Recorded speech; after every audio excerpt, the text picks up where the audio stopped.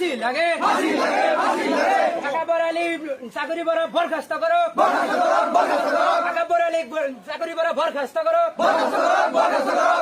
আকাব্বর আলী ফাঁসি লাগে আকাব্বর আলী চাকরি বড় বরখাস্ত করো আকাব্বর আলী ধর্ষণকারী ফাঁসি লাগে ধর্ষণকারী আকাব্বর আলী হায় হায় ধর্ষণকারী আকাব্বর আলী হায় হায়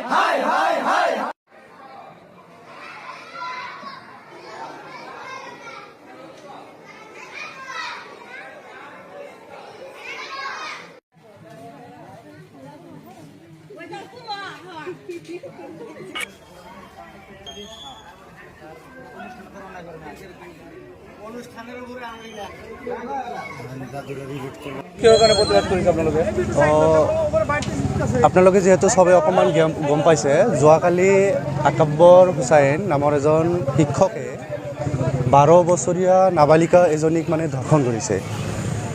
ইয়াৰ মানে এনেকুৱা চৰিত্ৰ আগৰ পৰাই মানে বহুত বেয়া, তাৰ মানে আজি নতুনকৈ ঘটনা নহয়, আগৰ পৰা ইয়াৰ বহুতো মানে ধৰণৰ ৰেকৰ্ড আছে। ই মানে শিক্ষক সমাজৰ এনেকুৱা এজন শিক্ষক, মানে জৰাজীৰ্ণ বেদি থকা শিক্ষক নালাগে আমাৰ এনেকুৱা শিক্ষক। শিক্ষাৰ নামত ই যেনেকুৱা দুৰ্নীতি কেলেংকাৰী আৰু লগতে যিবিলাক মানে এনেকুৱা ধৰ্ষণ কৰি আছে, তো এনেকুৱা শিক্ষক আমাৰ নালাগে। আমি আইনগতভাৱে আপোনালোকৰ মাধ্যমেদি এইখিনি অনুৰোধ ৰাখিছোঁ যে যাতে ভিক্টিমজনে ইয়াৰ পৰা হাৰি যাব নোৱাৰে আৰু অপৰাধ যিখিনি কৰিছে সেইখিনিৰ চূড়ান্ত শাস্তি হ'ব লাগে। আজি তেখেত অহা নাই, কালি আহিছিলে। কালি ৰাতি আমি গম পাইছোঁ, 3টা বজাৰ পৰা অকণমান গম পাইছোঁ পলাতক আছে। শিক্ষকজন এতিয়া পলাতক আছে বৰ্তমানত। কি নাম শিক্ষকজনৰ? একাব্বৰ আলী। বিদ্যালয়খনৰ নাম পূব ৰামপুৰ ছোৱালী এম ই স্কুল। কি ধৰণৰ ব্যৱস্থা বিচাৰে আপোনালোকে? আমি ন্যায় বিচাৰিছোঁ মানে যে ছোৱালীজনী দোষীৰ প্ৰকৃত শাস্তি হ'ব লাগে আৰু তেখেতক চাকৰিৰ পৰা বৰখাস্ত কৰিব লাগে, নিলম্বন কৰিব লাগে। গোচৰ দিছোঁ আমি, কালি এজাহাৰ দিছোঁ, কলগেছে আৰক্ষী চকীত এজাহাৰ দিছোঁ। প্ৰতিবাদ কৰিছোঁ মানে আমাৰ যিটো পূব ৰামপুৰ ছোৱালী প্ৰাথমিক বিদ্যালয়, সেইটো বিদ্যালয়ৰ প্ৰধান শিক্ষক আকাব্বৰ আলী। এই আকাব্বৰ আলী 12 বছৰীয়া এই ছোৱালী ছাত্ৰী এজনক মানে ধৰ্ষণ কৰিছে। তাৰ কাৰণে আমাৰ উচিত বিচাৰ লাগে। আমাৰ মানে আমি ৰাইজে মানে বস্তুটো আমি ধৰিছোঁ যে মানে এই ছোৱালীজনীৰ বাপেকৰ পৰা মানে আমি শুনা পাইছোঁ, মানে যোৱাকালি আবেলি শুনা পাইছোঁ, ইয়াৰ আগত শুনা নাছিলোঁ। আচলতে টিচাৰজন এনেকুৱাই নেকি? এনেকুৱা আগৰে পৰা এনেকুৱা, আগত বহুত ৰেকৰ্ড আছে ইয়াৰ এনেকুৱা কৰ্মকাণ্ডৰ, বেয়া কৰ্মকাণ্ড। কি বিচাৰে আপোনালোকে? আমি ন্যায় বিচাৰোঁ। মানে এনেকুৱা শিক্ষক আমাৰ সমাজত থাকিব নালাগে আৰু এনেকুৱা শিক্ষকৰ আমাৰ ফাঁচি লাগে। এনেকুৱা শিক্ষক আমাৰ নালাগে। তেনেহ'লে আমি আইনগতভাৱে যিমান দূৰলৈকে যাব লাগে আমি যাম, আন্দোলন কৰিয়েই থাকিম। আমি বন্ধ নকৰোঁ আন্দোলনটো। যিমান দিনলৈকে ইয়াৰ ন্যায় নাপাওঁ আমি, সিমান দিনলৈকে আমি আন্দোলন চলাইয়ে থাকিম।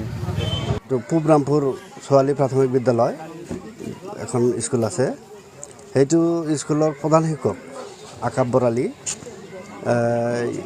তাৰ স্কুলৰ এজনী ছোৱালী,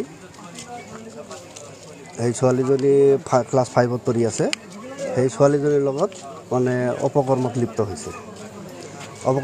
হৈছে। তাৰপিছত আমাৰ ৰামপুৰ গাঁৱৰ কিছুমান যুৱকে মানে কথাটো অৱগত হ'ল, জানি ল'লে। ছোৱালীজনীৰ গাৰ্জেনে ধৰিছে তেওঁলোকৰ ওচৰত স্বীকাৰোক্তি দিছে আৰু জবানবন্দীও দিছে, কি হৈছে কি নহৈছে চব বৃত্তান্ত মানে একফালৰ পৰা খুলি গৈছে। মানে অতীতত আকৌ এইবিলাক ঘটনা বহুত কৰিছে সেই মাষ্টৰজনে। সমাজৰ পৰা এইবিলাক বহুত বিচাৰ মানে গাপ দিয়া হৈছে। আজিৰ যিটো ঘটনা মই শুনিলোঁ বা দেখিলোঁ, ছোৱালীজনীৰ পৰাও শুনিলোঁ, তো কথাটো বহুত ঘৃণনীয় কথা হৈছে। মুঠতে কথা হ'ল ইয়াৰ উচিত শাস্তি হ'ব লাগে, প্ৰশাসনেও উচিত তদন্ত কৰি উচিত শাস্তি বিহিব লাগে। এইখিনি মোৰ মাষ্টৰজন ক'ত আছে মই নাজানো, কিজানি ঘৰতে আছে চাগে। গোচৰ দিছে, গাৰ্জেনে গোচৰ দিব গৈছে বৰবিটা আৰক্ষীত। উচিত তদন্ত কৰি উচিত শাস্তি বিহিব লাগে। ৰামপুৰ LP স্কুলৰ একাব্বৰ আলী, তেখেতে হেডমাষ্টাৰ।